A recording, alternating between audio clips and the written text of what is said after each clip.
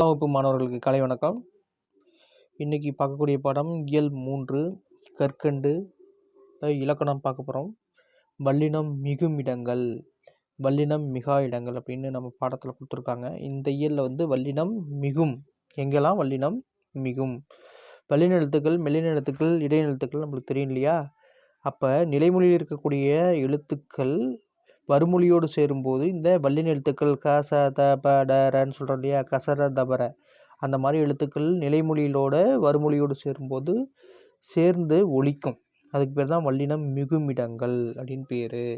நிலைமொழியில் இருக்கக்கூடிய இறுதி எழுத்தோடு இந்த வல்லின எழுத்துக்கள் கசட தபரங்கிற எழுத்துக்கள் சேர்ந்து வறுமொழியோடு நிலைத்து ஒலிக்கும். இதுதான் வல்லினம் மிகுமிடங்கள். சரி, இது என்னென்னு கொடுத்துருக்காங்கன்னு முதல்ல இதை பார்ப்போம். அதுக்கப்புறம் நம்ம இன்னும் கொஞ்சம் புரிகிற மாதிரி பார்ப்போம். இங்கே பாருங்கள், வாணன் வேலை கொடுத்தான் இருக்கு, வாணன் வேலை கொடுத்தான், வாணன் வேலை கொடுத்தான் அப்படின்ட்டுருக்கு. இந்த இரண்டு தொடர்கள் உள்ள பொருள் வேறுபாடு யாது அப்படின்னு கேட்டிருக்காங்க. அதாவது வாணன் வேலை கொடுத்தான் இருக்கு, அங்கே வாணன் வேலை கொடுத்தான், வேலை கொடுத்தான் இக்கு வருது. அப்போ இங்கே வல்லினம் மிகுது இல்லையா? வாணன் வேலை கொடுத்தான், இது நிலைமொழி வச்சுக்கிறோம், இது கொடுத்தான்ங்கிறது வறுமொழின்னு வச்சுக்கிறோம். அப்போ நிலைமொழியோட இறுதி எழுத்தும் வறுமொழியோட கொடுத்தான்கிற முதல் எழுத்தும் சேரும்பொழுது இந்த வல்லின எழுத்துக்கள் என்ன பண்ணுது, இங்கே மிகுந்து காணப்படும். அப்படி காணப்பட்டால் அதுக்கு பேர் வல்லினம் மிகுமிடங்கள். அந்தந்த வல்லினம் மிகும்போது என்னென்ன எழுத்துக்கள்னா கசட தபர அந்த எழுத்துக்கள் மட்டும் தான் இருக்குது. இந்த இரண்டு தொடர்கள் உள்ள வேறுபாடு என்னன்னு பார்த்தீங்கன்னா, க ச த ப ஆகிய 4 மொழிகளுக்கு முதலில் வரும் மொழிகளுக்கு இதான் வறுமொழி. சொன்னோம் இல்லையா, வாணன் வேலைங்கிறது என்னது வரும் நிலைமொழி, இங்கே கொடுத்தானுங்கிறது வறுமொழி. இங்கே என்ன கொடுத்துருக்காங்க, நிலைமொழியுடன் புணர்கையில், நிலைமொழியுடன் நிலைமொழி. இது எப்பயுமே நிலைனா நிலை, ஃபஸ்ட்டு ஸ்டாண்டர்டு பேசிக்னு சொல்லக்கூடியது தான் நிலைமொழி. இதோடு புணர்கையில் அவற்றின் மெய்யெழுத்துக்கள் தோன்றி புணரும், இதை வல்லினம் மிகுதல் என்பர். இவ்வாறு எந்தெந்த இடங்களில் அவ்வல்லினம் மிகும் என்பதை விதிகளின் மூலமும் எடுத்துக்காட்டுகள் மூலம் அறியலாம். வல்லினம் மிகும் இடங்கள். தற்கால உரைநடையில் வல்லினம் மிகக்கூடிய இடங்கள் கீழ்காணுபவற்றை கூறலாம். பாருங்க, ஆ இ ஏ அப்படின்னு சொல்லக்கூடிய எழுத்துக்கள்லாம் சுற்றெழுத்துக்கள். ஆ இ அப்படின்னு சொல்லுவோம், ஆ இ ஏ. ஏங்கிற எழுத்துக்கள் இப்போ இந்த நம்ம தற்கால உரைநடையில் அதிகமாக இல்லை, ஆ இங்கிறது மட்டும் தான் இருக்குது. அந்த இந்த என்னும் சுற்றுப்பெயர்களின் பின்னும், ஏ என்னும் வினா எழுத்தின் பின்னும், எந்த என்னும் வினா சொல்லின் பின்னும் வல்லினம் மிகும். ஆ கூட்டல் சட்டை அச்சட்டை, இந்த கூட்டல் காலம் இந்த காலம், ஏ கூட்டல் திசை இத்திசை, எந்த கூட்டல் பணம் எந்த பணம். ஏன்னா இங்கே என்ன ஆகுதுன்னா, நிலைமொழி இந்த இடத்துல இருக்கக்கூடிய இடத்துல அந்த சிகப்பு கலரில் இருக்கு இல்லையா, அதெல்லாம் என்னது வல்லினம் மிகுது. அங்கெல்லாம் என்ன இருக்குது, சிறப்பாக மிகுது. கதவை கூட்டல் திற கதவை திற, ஏன்னா ஐ என்னும் இரண்டாம் வேற்றுமை, கதவு திற கதவை திற. தகவல்களை திரட்டு தகவல்களை திரட்டு, ஏன்னா இரண்டாம் வேற்றுமை உருபு ஐ இங்கே வெளிப்படையாக இருக்குது. தகவல் காட்சி ஐ பார், அப்போ இங்கே மிகுந்து காணப்படுது. முதியவருக்கு கொடு, கு நான்காம் வேற்றுமை. மெட்டுக்கு பாட்டு, ஊருக்கு செல்.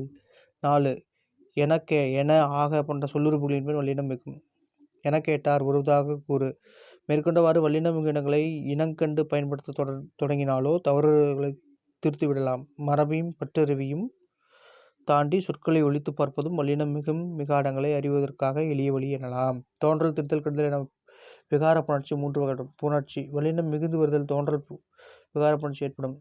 சொல்லமைப்பின் கட்டுப்பாடுகளை பேணவும் பொருள்மயக்கத்தை தவிர்க்கும் பேச்சின் நிகழ்வை பேணவும் இனிய ஓசைக்காக இவ்வல்லின எழுத்துக்களின் புணர்ச்சி இலக்கணம் தேவைப்படுகிறது.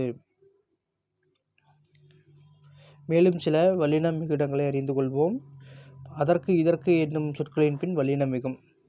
அதற்கு இதற்கு, ஏன்னா அதற்கு இதற்கு அப்படிங்கிற எழுத்துக்களுக்கு பின்னாடி சொற்கள் வரும். அதற்கு கூட்டல் சொன்னேன், இதற்கு கூட்டல் கொடு, எதற்கு கூட்டல் கேட்கிறாய். இனி தனி ஆகிய சொற்களில் வல்லினம் மிகும். இனி கூட்டல் காண்போம், தனி கூட்டல் சிறப்பு. மிக என்னும் சொல்லின் பின் வல்லினம் மிகும். மிக கூட்டல் பெரியவர், மிக கூட்டல் நன்று, மிக நன்று. இந்த மாதிரி மிகத்துக்கு முன்னாடி வல்லினம் மிகும்.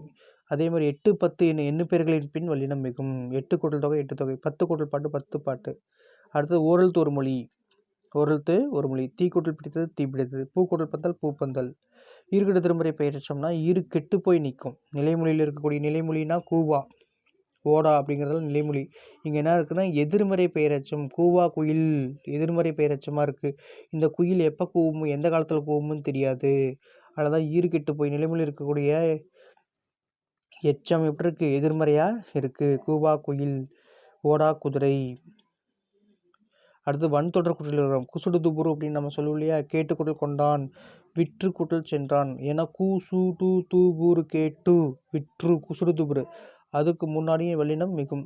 அடுத்தது அகர இகர இற்று வினையச்சர்களும் பின்னர்கள் வல்லினம் மிகும். ஆட கூட்டல் சொன்னார் அகர ஆட. ஓடி இகர இ ஓடி ஆட. அகர இகர அங்கு வினையச்சங்களுக்கும் உணர் வல்லினம் மிகும். ஆறாம் வெற்றுமை தொகையில் வல்லினம் மிகும். புலி கூட்டல் தோல் புலித்தோல். திசைப்பெயர்கள் பின் வல்லினம் மிகும். கிழக்கு கூட்டல் பகுதி கிழக்கு பகுதி, வடக்கு கூட்டல் பக்கம் வடக்கு பக்கம்.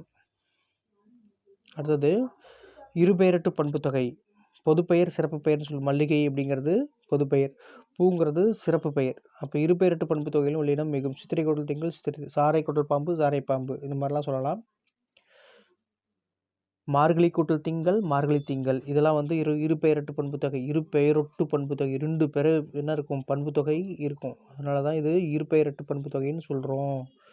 மார்கழி திங்கள், மார்கழிங்கிறது பொதுப்பெயரும் திங்கள்ங்கிறது சிறப்பு பெயரும் ரெண்டுமே சேர்ந்துருக்கிறனால இது இருபெயர்.